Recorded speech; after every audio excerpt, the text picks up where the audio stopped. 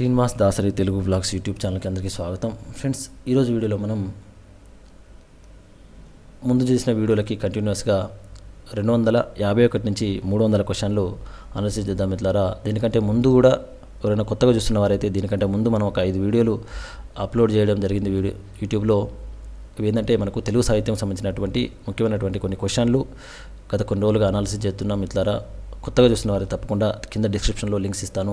ఆ వీడియోలన్నీ కూడా పూర్తి వరకు చూడండి. ఈ వీడియోని కూడా పూర్తిగా చూడండి. తప్పనిసరిగా రాబోయే ఎగ్జామ్స్లలో మనకు నెట్, సెట్, పిహెచ్డి, జేఎల్కి సంబంధించినటువంటి క్వశ్చన్లు కూడా ఇక్కడ మనం అనాలిసిస్ చేస్తున్నాం కాబట్టి ఆ వీడియోలన్నీ తప్పకుండా ఉపయోగపడుతున్నాయి ఆశిస్తున్నాను. ఈరోజు వీడియోలోకి వెళ్తే మనకి ఇక్కడ 251 క్వశ్చన్, చేమకూర వెంకట కవి. అంటే మనకు దక్షిణాంధ్రకి సంబంధించి కొన్ని క్వశ్చన్లు. ఇక్కడ చేమకూర వెంకట కవి పద్య రూపంలో రచించిన సారంగధర చరిత్ర. ఇదొక మనకు రచనలో చిత్రాంగద సారంగధరల మధ్య రసం ఏమిటి అని అడిగింది. ఇక్కడ చిత్రాంగద సారంగధరల మధ్య రసం ఏంటంటే ఇక్కడ మనకు శృంగార రసం, శృంగారం లేదా శృంగార రసం. 252 చెంగల్వ కాలకవి ఏ కావ్యంలో శ్రీకృష్ణుని అష్టమహిమలు అష్టవిధ శృంగార నాయకులుగా వర్ణించాడు? చెంగల్వ కాలకవి ఏ కావ్యంలో శ్రీకృష్ణుని అష్టమహిమలు అష్టవిధ శృంగార నాయకులు వర్ణించారంటే ఇక్కడ మనకు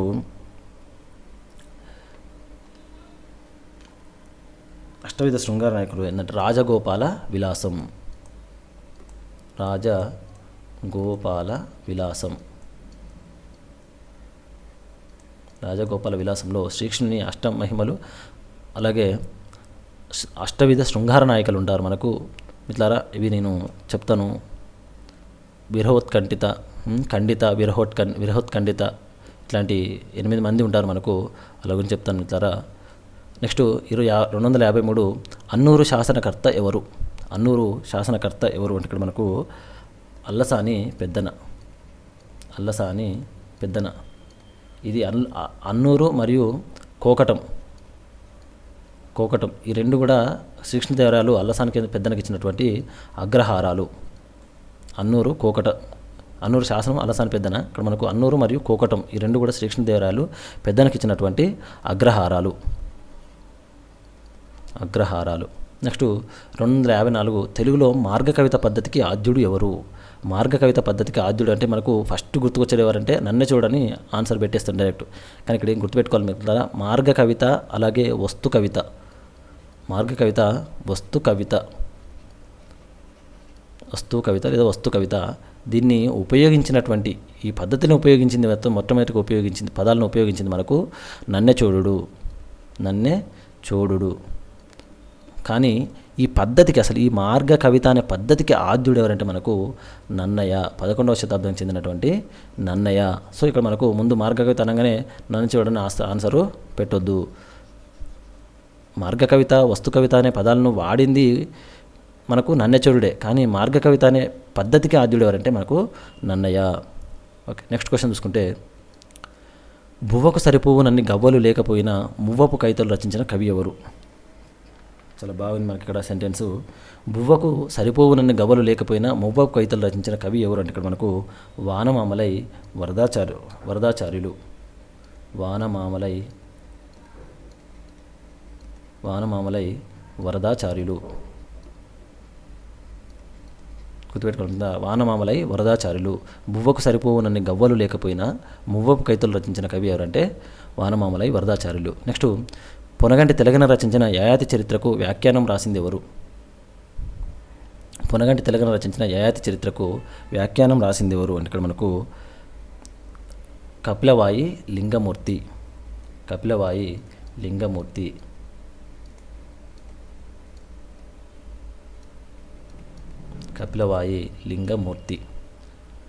యయాతి చరిత్ర తెలిసిందే కదా మనకు. పొనగంటి తెలంగాణ రచన యయాతి చరిత్రకు వ్యాఖ్యానం రాసింది కపిలవాయి లింగమూర్తి. నెక్స్ట్ 257 తెల్లని గడ్డంబు తెల్లని మీసముల్ నెరిసినరో మా పాండు రశిరంబు అని శ్రీనాథుడు హరవిలాసంలో ఎవరిని వర్ణించాడు? తెల్లని గడ్డంబు తెల్లని మీసముల్ నెరిసిన రోమ పాండురశిరంబు అని శ్రీనాథుడు హరవిలాసంలో ఎవరిని వర్ణించాడంటే ఇక్కడ మనకు హరవిలాసంలో ఇంద్రుడిని. ఎవరంటే ఇంద్రుడిని వర్ణించడం జరిగింది. నెక్స్ట్ సానికూతల సౌందర్య వర్ణ గల శ్రీనాథుని రచన. సానికూతల సౌందర్య వర్ణన గల శ్రీనాథుని రచన. దాని మనకు భీమేశ్వర పురాణం. భీమేశ్వర పురాణం లేదా భీమఖండం. భీమేశ్వర పురాణం లేదా భీమఖండం. ఎవరికి అంకితం ఇచ్చిండు దీన్ని? బెండంపూడి అన్నయ్య మాత్రునికి అంకితం ఇచ్చిండు. బెండంపూడి అన్నయ్య మాత్రునికి అంకితం ఇచ్చిండు. భీమేశ్వర పురాణాన్ని శ్రీనాథుడు బెండంపూడి అన్నయ్య మాత్రునికి అంకితం ఇచ్చిండు. అందులోనే సానికూతల సౌందర్య వర్ణనం చేయడం జరిగింది. నెక్స్ట్, మహాభారతంలో భీష్ముడి ధ్వజం పేరేమిటి? మహాభారతంలో భీష్ముడి ధ్వజం పేరు ఏమిటి? ఇక్కడ మనకు మహాభారతంలో భీష్ముడి ధ్వజం పేరు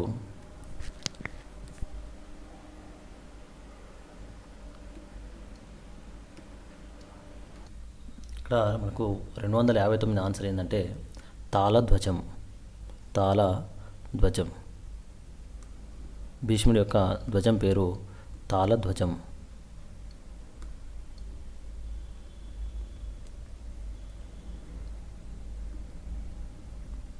ఏంటి? తాళధ్వజం.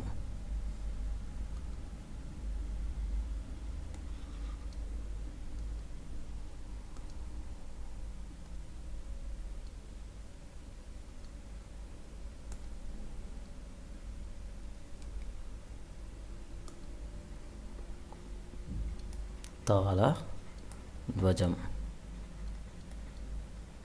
నెక్స్ట్ క్వశ్చన్కి వెళ్తే, ధృతరాష్ట్రుని తండ్రి ఎవడు?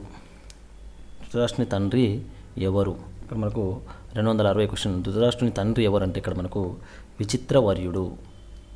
విచిత్రవర్యుడు. విచిత్రవర్యుడు. Next 260 question. వీరశైవుల నమ్మకం ప్రకారం బసవేశ్వరుడు పండితారాధ్యుడు. వీరశైవుల ప్రకారం బసవేశ్వరుడు పండితారాధ్యుడు. అంటే ఇక్కడ మనకు బసవేశ్వరుడు ఎవరు అని ఇక్కడ అర్థం మనకి ఇక్కడ ఒకసారి ఇక్కడ మన క్వశ్చన్ రాంగ్ పడ్డది మిత్రులారా. బసవేశ్వరుడు ఇక్కడ ఎవరు అంటే వీరశైవుల నమ్మకం ప్రకారం నందీశ్వరుని అవతారం. బసవేశ్వరుడు మరియు పండితారాధ్యుడు ఎవరు? ఇద్దరింట్లో ఒకటి. వీరశైవుల నమ్మకం ప్రకారం బసవేశ్వరుడు మరియు పండితారాధ్యుడు ఎవరు అంటే వాళ్ళు ఎవరు? ఇక్కడ చూసుకుంటే ఒకసారి మనకు బసవేశ్వరుడు నందీశ్వరుని అవతారం. బసవేశ్వరుడు నందీశ్వరుని అవతారం. నందీశ్వరుని అవతారం. అలాగే పండితారాధ్యుడు ప్రమధుల అవతారం. పండితారాధ్యుడు ప్రమధుల అవతారం. ప్రమధుల అవతారం. అలాగే నెక్స్ట్, పాల్కురికి సోమన భృంగిరిటి అవతారం. నెక్స్ట్, పాల్కురికి సోమన మూడవది. పాల్కురికి సోమన భృంగిరిటి అవతారం. భృంగిరిటి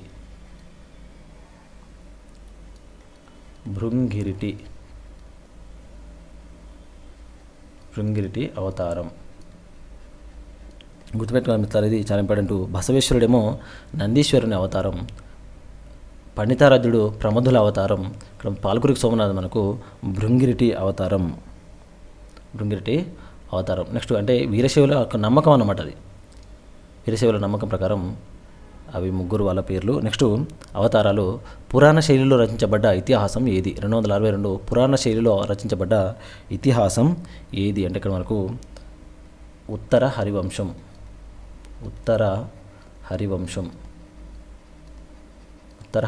పురాణ శైలిలో రచించబడ్డ ఇతిహాసం ఉత్తర హరివంశం. నెక్స్ట్ 263. పల్నాటి వీర చరిత్రలో కోళ్ళపోరు, గోపన్న విరుగు భాగాలు కొమ్మరాజు యుద్ధం రాసింది ఎవరు? కోళ్ళపోరు, గోపన్న విరుగు, కొమ్మరాజు యుద్ధం రాసింది ఎవరు అంటే ఇక్కడ మనకు పల్నాటి వీర చరిత్ర అంటే ఎవరు మనకు రాసింది? ఇక్కడ శ్రీనాథుడు రాసింది. అందులో పేర్కొన్నటువంటి కథలు ఇక్కడ చూసుకుంటే మనకు కోళ్ళపోరు రాసింది మనకు ఇక్కడ ఎవరంటే మల్లయ్య. కోళ్ళపోరు రాసింది మల్లయ్య. అలాగే గోపన్న విరుగు రాసింది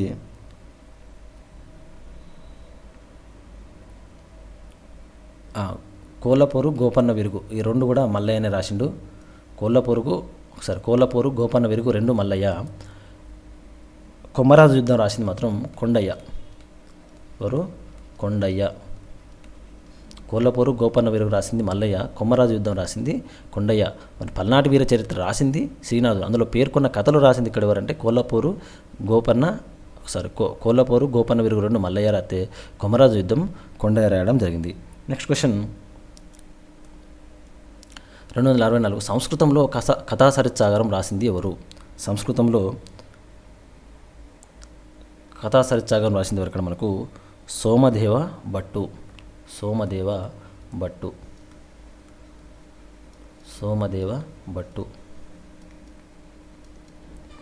నెక్స్ట్ అన్నమయ్యను దర్శించుకున్న కన్నడ వాగ్గేయకారుడు ఎవరు? అన్నమయ్యను దర్శించుకున్న కన్నడ వాగ్గేయకారుడు ఎవరంటే మన ఇక్కడ పురందరదాసు. ఇది చాలా ముఖ్యం ద్వారా గుర్తుపెట్టుకోండి, పురందరదాసు. నెక్స్ట్ నాయిక నామంతో వెలిసిన మొదటి ప్రాచీనాంధ్ర గ్రంథం ఏది? నాయిక నామంతో వెలిసిన మొదటి ప్రాచీనాంధ్ర గ్రంథం లేదా ప్రబంధం ఇక్కడ మనకు ఏంటంటే ఆముక్త మాల్యద. ఎవరు? శ్రీకృష్ణదేవరాయలు రాసినటువంటి ఆముక్త మాల్యద మనకు నాయక నామంతో వెలిసినటువంటి మొట్టమొదటి ప్రబంధం లేదా గ్రంథం. Next 267 question. కద్రువ, వినత, గరుత్మంతుడు, ఇంద్రుడు, కశ్యప ప్రజాపతి మొదలైన పాత్రలు ఎవరి భారతంలో ఏ పర్వంలో ఏ ఆశ్వాసంలో కనిపిస్తాయి? కద్రువ, వినత, గరుత్మంతుడు, ఇంద్రుడు, కశ్యప ప్రజాపతి మొదలైన పాత్రలు ఎవరి భారతంలో ఏ పర్వంలో ఏ ఆశ్వాసంలో వస్తాయి అంటే మనకు ఇందులో మనకు మూడు క్వశ్చన్లు రావడం జరిగింది మిత్రులారా. ఇక్కడ ఏంది మొదటి మనకు నన్నయ్య రాసింది ఎవరంటే నన్నయ్య భారతంలో ఆది పర్వం ద్వితీయ ఆశ్వాసం. నన్నయ్య భారతం ఆది పర్వం ద్వితీయ ఆశ్వాసం.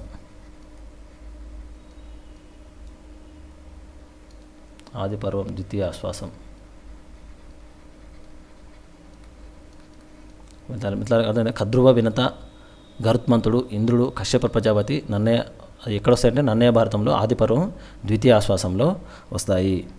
Next question. కళాపూర్ణోదయం అనగా ఏమిటి? 268.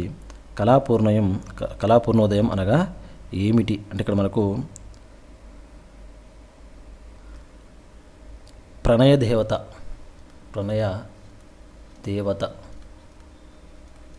దేవత లేదా విశ్వ ప్రదర్శనం.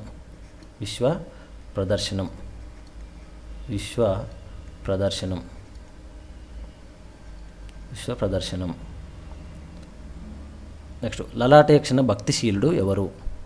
మరి ఎవరు రాసింది మనకు కళాపూర్ణోదయం రాసింది ఎవరు? పింగళి సూరన. అలాగే లలాటేక్షణ భక్తిశీలుడు ఎవరంటే ఇక్కడ మనకు పింగళి సూరన. లలాటేక్షణ భక్తిశీలుడు పింగళి సూరన. నెక్స్ట్ సాహిత్యంలో నాయక అభ్యుదయనకు ఆద్యుడు ఎవరు? సాహిత్యంలో నాయకాభ్యుదయ రచనకు ఆద్యుడు ఎవరు?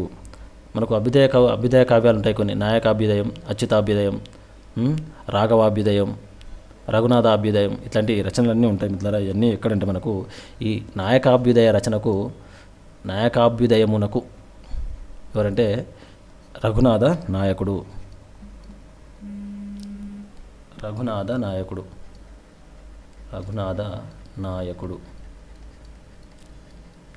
రఘునాయకుడు ఏంటంటే అచ్యుతాభ్యుదయం రాస్తాడు. తర్వాత విజయరాఘవ నాయకుడు రఘునాథాభ్యుదయం రాస్తాడు. అట్లా వాళ్ళ తండ్రి మీద వాళ్ళ తాత మీద వాళ్ళు అట్లా రాసుకున్నారు చాలా. నెక్స్ట్ ఇది తంజావూరు నాయకరాజులు వీళ్ళందా మనకు. నెక్స్ట్ మధుర నాయకరాజులు కాలంలో ఈ నాయకాభ్యుదయాన్ని రాసుకోవడం జరిగింది. నెక్స్ట్ తెలుగులో వెలిసిన తొలి స్వాంతన గ్రంథం ఏది? స్వాంతన గ్రంథం ఏది? కర్త ఎవరు? స్వాంతనం అనగా అర్థం ఏమిటి? ఇక్కడ మనం చూసుకుంటే 271 లింగనముఖి కామేశ్వర కవి లింగనముఖి కామేశ్వర కవి. లింగనముఖి ఎవరు రాసంటే లింగనముఖి కామేశ్వర కవి.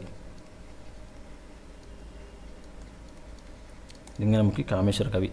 దీని అర్థం ఏంటి మరి అంటే సాంత్వనం అంటే అర్థం ఏంటంటే అలుక లేదా అలక. తెలుగు వేసిన తొలి సాంత్వన గ్రంథం ఏదంటే కర్త ఎవరంటే మనకు స్వాంతనం అంటే అర్థం ఏంటంటే మనకు అలక. ఇది రాసింది ఎవరంటే లింగనముఖి కామేశ్వర కవి. నెక్స్ట్ 272 కనపర్తి అభయమాత్యుడు రాసిన కవిరాజ మనోరంజనంలోని ఇతివృత్తం ఎవరికి సంబంధించినది? కనుపర్తి అభయమాత్యుడు రాసిన కవిరాజ మనోరంజనంలోని ఇతివృత్తం ఎవరికి సంబంధించినది? ఇక్కడ మనకు పురూరవునికి సంబంధించినటువంటి ఇతివృత్తం పురూరవుడు. నెక్స్ట్ 273 తెలుగులో చైతన్య స్రవంతి నవలకి ప్రక్రియకి ధోరణికి ఆద్యుడు ఎవరు? తెలుగులో చైతన్య స్రవంతి ధోరణికి ఆద్యుడు ఎవరంటే ఇక్కడ మనకు శ్రీశ్రీ అంటే మిత్రులారా శ్రీశ్రీ.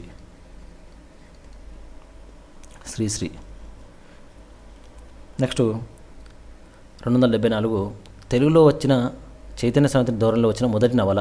తెలుగులో చైతన్య స్రవంతి ధోరణిలో వచ్చిన మొదటి నవల ఇక్కడ ఏంటంటే మనకు చివరకు మిగిలేది అంటే బుచ్చిబాబు రాసినటువంటి చివరకు మిగిలేది.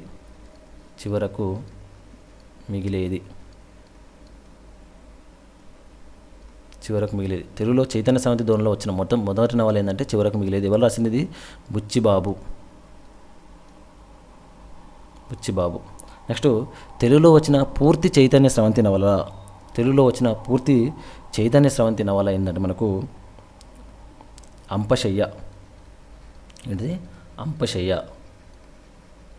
ఎవరు రాసిన మరి అంపశయ్య?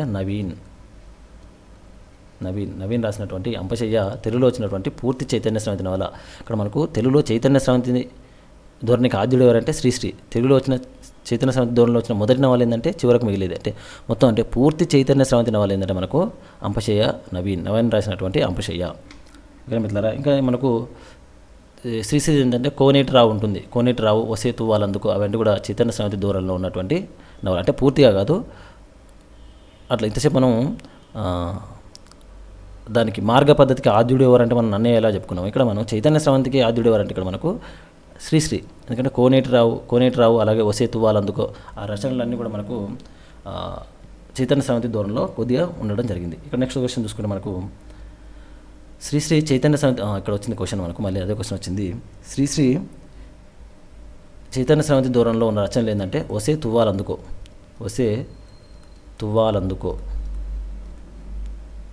తువ్వాలందుకో అలాగే కోనేటి రావు. ఎప్పుడంటే ఇది 1940లో వచ్చింది. రెండు కూడా మనకు కోనేటి రావు ఈ రెండు కూడా 1940లో వచ్చినటువంటి నవలలు. నెక్స్ట్ సాహిత్య పరిశీలనలో పాశ్చాత్య దృక్పథం ప్రవేశపెట్టింది ఎవరు? ఇక్కడ మనకు 278 సిపి బ్రౌన్. ఎవరు? CP brown. మొట్టమొదటి మనకు సిపి బ్రౌనే కదా డిక్షనరీలు రాయడం జరిగింది. అలాగే వేమన పద్యాలను కూడా మనకు ఆంగ్లంలోకి అనువదించడం జరిగింది. మెయిన్గా అంటే డిక్షనరీలు మనకు రావడం జరిగింది. కొంతమంది కవులను కూడా అప్పట్లో అంటే అందరికంటే ముందు మనక్కడ గ్రంథాలు లేనప్పుడు కూడా కొంతమంది కవులను ఇంగ్లీష్లో రాయడం జరిగింది. సో దానికి మనకి ఇక్కడ సిపి బ్రౌన్ సాహిత్య పరిశ్రమలో పాశ్చాత్య దృక్పథం ప్రవేశపెట్టింది ఎవరంటే సిపి బ్రౌన్. నెక్స్ట్ భారతదేశంలో మానవతావాదాన్ని వ్యాప్తి చేసిన వారు ఎవరు? భారతదేశంలో మానవతావాదాన్ని వ్యాప్తి చేసిన వాడు 1979 ఎవరంటే ఎంఎన్ రాయ్. ఏంటి? ఎంఎన్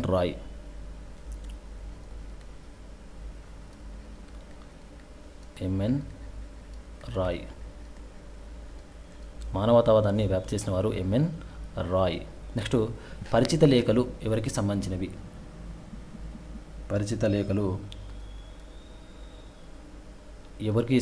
ఇక్కడ మనకు అబ్బూరి ఛాయాదేవి.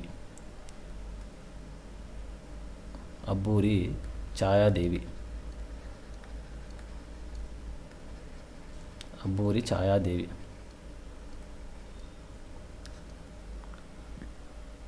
నెక్స్ట్ క్వశ్చన్ ఇక్కడ మనకు ఓకే అబ్బూరి ఛాయాదేవి మిత్రులారా. నెక్స్ట్ క్వశ్చన్ 281 పురాణ ప్రక్రియలకు లక్షణాలు చెప్పిన వారు ఎవరు? పురాణ ప్రక్రియలకు లక్షణాలు చెప్పిన వారు ఎవరు? కంటే మనకు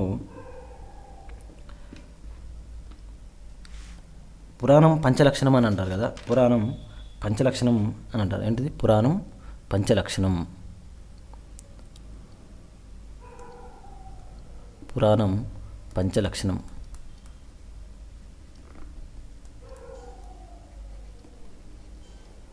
పురాణం పంచలక్షణం అని అంటారు. ఎవరు? మనకు అమరసింహుడు.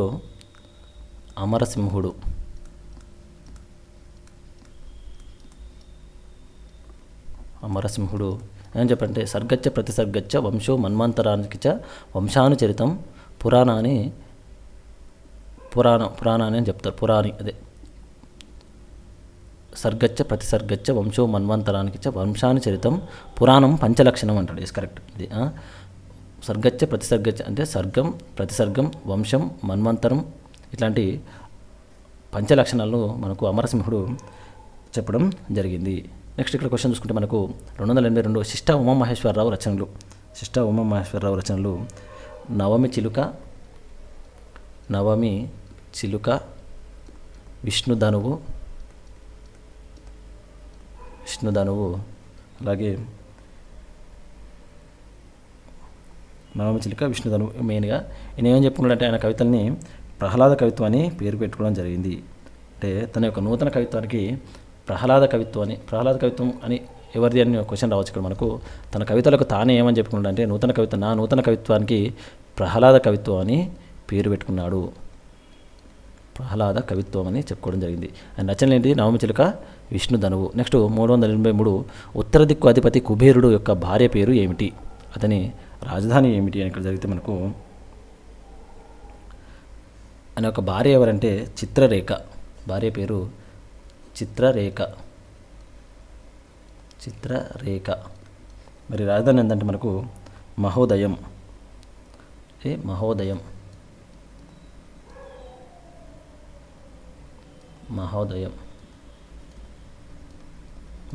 నెక్స్ట్ ద్విపదలో రుక్మాంగద చరిత్ర రచించింది ఎవరు? అంటే ఇక్కడ మనకు చెదలవాడ మల్లన. నెక్స్ట్ 85 లక్షణ గ్రంథం ఎవరిది? లక్షణ గ్రంథం ఎవరిది అంటే మనకు 85 వార్తాకవి రాఘవయ్య.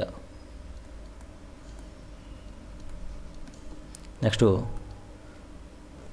386 ఏ రచనలో మొల్ల తిక్కన సమకాలికురాలు అని పేర్కొనబడింది? అలా చెప్పిన కర్త ఎవరు? రచన ఏది? అంటే ఇక్కడ మనకు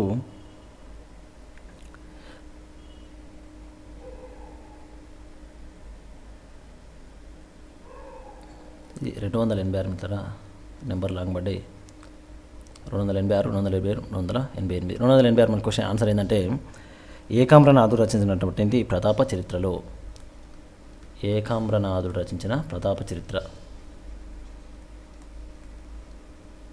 ఏకామ్రనాథుని ప్రతాప చరిత్రలో చెప్పబడింది. నెక్స్ట్ 287 రాజవంశాలను కావ్యభేదాలను బట్టి సాహిత్య రచన చేసిన వారు ఎవరు? అతని కలం పేరు ఏమిటి? రాజవంశాలను కావ్యభేదాలను బట్టి సాహిత్య రచన చేసిన వారు ఎవరు? అతని కలం పేరు ఏమిటి? ఇక్కడ మనకు కవిత్వవేది. ఎవరు మరి కవిత్వవేది ఎవరంటే కేవి నారాయణరావు. ఎవరు రచన? కేవి నారాయణరావు.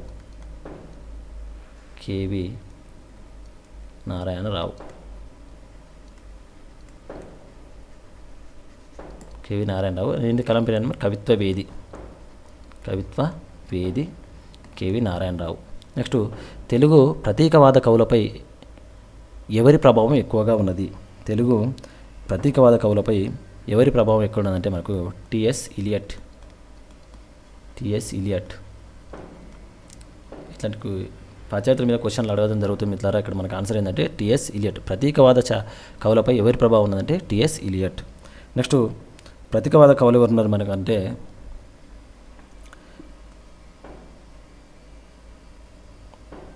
ఉమామహేశ్వరరావు, శిష్ట ఉమామహేశ్వరరావు, ఆరుద్ర, అలాగే శ్రీరంగం నారాయణ బాబు, రుద్రజ్యోతిలో కొన్ని ఖండికలు, రుద్రజ్యోతిలో కొన్ని ఖండికలు. నెక్స్ట్ ఇంకా గుంటూరు శేషేంద్ర శర్మ, గొరిల్లా, సినారి విశ్వంభర ఇట్లాంటివన్నీ కూడా కొన్ని ప్రతీకవాద ఛాయలు ఉన్నటువంటి కవితలు. నెక్స్ట్ ఆరుద్ర త్వమేవాహం ఏ వాదానికి చెందింది? ఆరుద్ర త్వమేవాహం ఏ వాదానికి చెందిందంటే ఇది ప్రతీకవాదానికి చెందినటువంటిది. ప్రతీకవాదానికి చెందినటువంటి రచన. ఇప్పుడు చెప్పిన మనకు ప్రతీకవాద చాలన నవలలు అంటే శిష్ట ఉమామహేశ్వరరావు కవులు, ఆరుద్ర, అలాగే శ్రీరంగం నారాయణ బాబు, రుద్రజ్యోతిలో కొన్ని ఖండికలు, గుంటూరు శేషేంద్ర శర్మ, గొరిల్లా, సినారే విశ్వంభర ఇవన్నీ కూడా కొన్ని ప్రతీకవాద చాలనటువంటి రచనలు. నెక్స్ట్ ఆంధ్ర శబ్ద చింతామణికి వికృతి వివేకానికి కలిపి శిరోభూషణము పేరుతో సంస్కృతంలో వ్యాఖ్య రాయబడింది. దీనికి ఏమని పేరు అంటే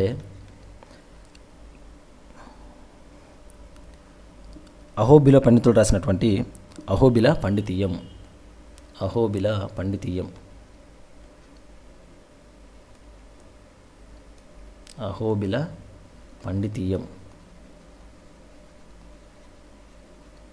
ఇది ఆంధ్ర శబ్ద చింతామణికి అలాగే వికృతి వివేకానికి కలిపి శిరోభూషణం పేరుతో సంస్కృతంలో వ్యాఖ్య రాయబడింది ఏమంటే అహోబిల పండితీయం. ఎవరు మరి రాసిందంటే అహోబిల పండితుడు.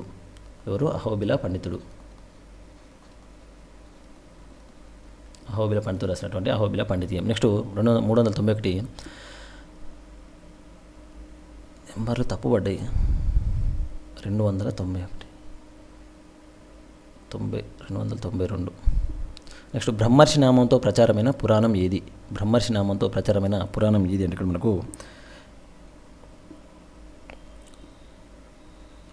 మార్కండేయ పురాణం.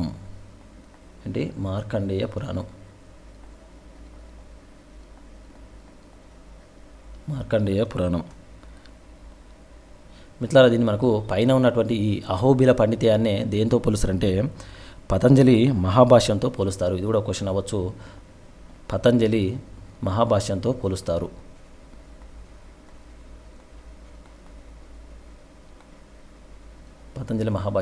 దేన్ని అహోబిల పండితయాన్ని పతంజలి మహాభాష్యతో పోలుస్తారు. ఇక్కడ నెక్స్ట్ బ్రహ్మర్షి నామంతో ప్రచారమైన పురాణం ఏదంటే మనకు మార్కండేయ పురాణం. నెక్స్ట్ ఎర్రన అరణ్యపర్వం ప్రారంభంలో ఏ దేవిని ప్రార్థించాడు? అరణ్యపర్వం ప్రారంభంలో ఏ దేవిని ప్రార్థించాడంటే వాగ్దేవి. వాగ్దేవిని ప్రార్థించాడు. 392 వాగ్దేవి. అరణ్యపర్వం ప్రారంభంలో ఏ దేవిని ప్రార్థించాడు ఎర్రన అంటే వాగ్దేవి. నెక్స్ట్ ఎర్రన రచనను పుష్పగుంఫితము అన్నది ఎవరు? 293 ఎర్రన రచనను పుష్పగుంఫితము అన్నది ఎవరు అంటే వేలూరి శివరామ శాస్త్రి. వేలూరి శివరామ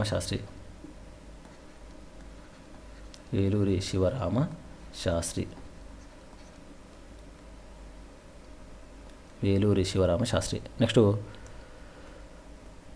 అన్ని విధాల తిక్కన వారసత్వం దక్కించుకున్న కవి ఎవరు? అన్ని విధాలుగా తిక్కన వారసత్వం దక్కించుకున్న కవి ఎవరు అంటే ఇక్కడ మనకు నాచన సోమన. 294 నాచన సోమన.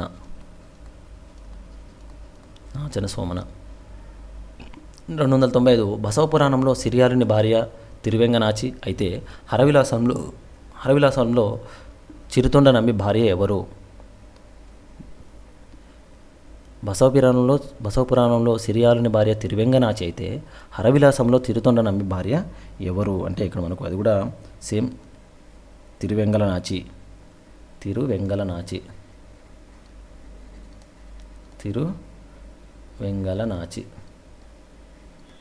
ఈ రెండింటికి అదే మనకు రెండు కథలు సేమ్ ఉంటాయి మిత్రులారా, ఇందులో కూడా.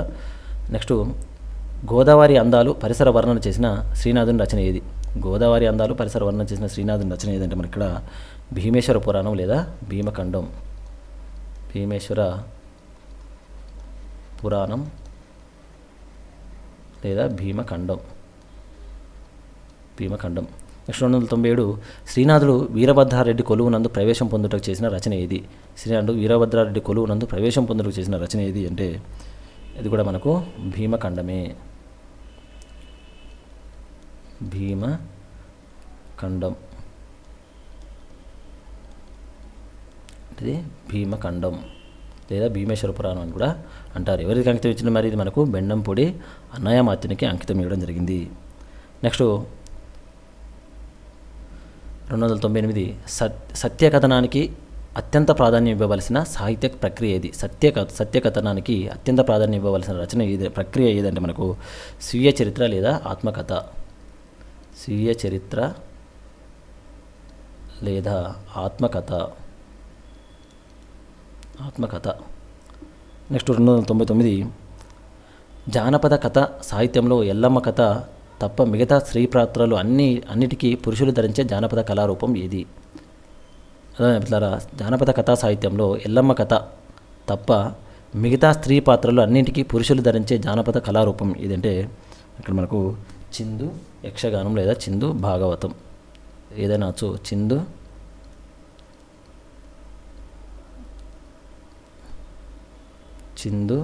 భాగవతం, చిందు భాగవతం లేదా చిందు యక్షగానం.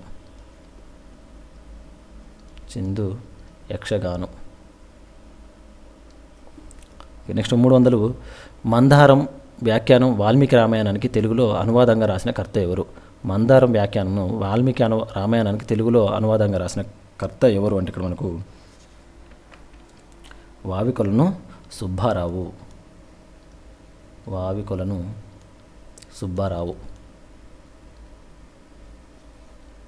మిత్రులారా, ఇవి మనకు 300 క్వశ్చన్లు ఈరోజు వరకు అయిపోయినాయి. మిత్రులారా, ఇంకొక 100 క్వశ్చన్లు ఉన్నాయి.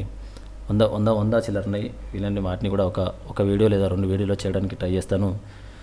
మిత్రులారా, వీడియోలన్నీ తప్పకుండా పూర్తి వరకు చూడండి. తప్పకుండా మనకు ప్రతి ఎగ్జామ్స్లో తెలుగు సిలబస్ ఉన్నటువంటి ఎగ్జామ్స్లో ఈ క్వశ్చన్ల యొక్క అనాలిసిస్ అనేది ఉపయోగపడుతుంది కాబట్టి మిత్రులారా, వీడియోలన్నీ పూర్తి వరకు చూడండి. తప్పకుండా ఛానల్ని సబ్స్క్రైబ్ చేసుకోండి, అందరికీ షేర్ చేయండి, నచ్చితే తప్పకుండా లైక్ చేయండి, బెల్ ఐకాన్ నొక్కండి, ఆల్ సెలెక్ట్ చేయండి, వీడియోని లైక్ చేయండి, అందరికీ షేర్ చేయండి. మరొక వీడియోలో మళ్ళీ వస్తున్నంతవరకు వీడియోలన్నీ పూర్తిగా చూస్తూ ఉండండి. దీనికంటే ముందు వీడియోలన్నీ కూడా నేను కింద డిస్క్రిప్షన్లో లింక్స్ ఇస్తున్నాను.